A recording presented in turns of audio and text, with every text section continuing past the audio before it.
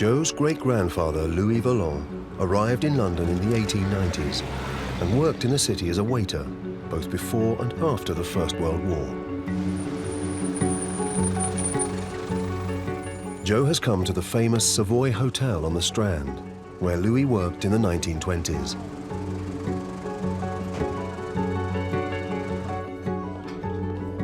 She's come to meet social historian Constance Bantman, who's been researching Louis's life in London. So we are here at the River Restaurant of the Savoy, which is where Louis worked between 1919 and 1927. And this is the restaurant in action. Wow. I love this. It's so 1920s. It's so glamorous. It was one of the best, if not the best, restaurant in the whole world. Wow. And Louis was head wine waiter. He was head wine waiter? Yes. Oh, Louis. And he actually got an award for it, a French award called Chevalier du Mérite Agricole. You're joking? No, not at all. It's a very prestigious distinction. This was given to him in 1922. And here's his title in French. Chef du service des vins au Savoy Hotel à Londres. Fair play to him.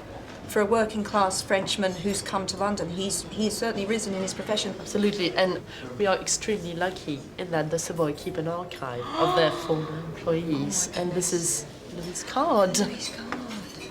And the card contains his previous employment history. Louis' employment card reveals that to get to the Savoy, he had worked his way up through the ranks of his profession since his arrival in London in the 1890s. This is the Prince's Restaurant. You can see very, very rich, very opulent surrounding. Goodness. Wow. You can Where is this?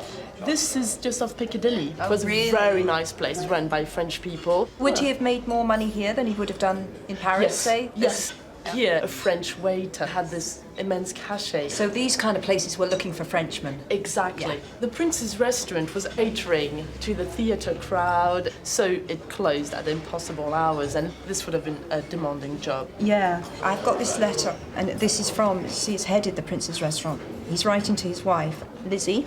She's gone back to her parents' house in Norfolk, and he says, "You asked me to try and come over next Sunday. Indeed, I believe you struck it unlucky, for we have a dinner of 60 Frenchmen, and they have got a licence. So it's no use thinking about it for a moment." So he couldn't see his wife because he had to work late.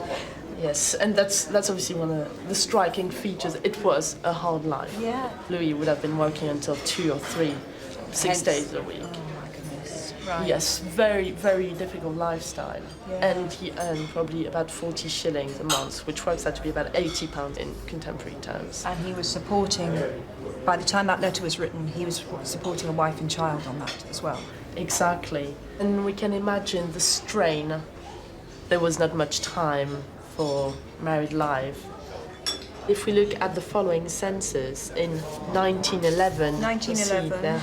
So we've got Lizzie is listed first as wife, and then that's been crossed out and put head, as in head of the family.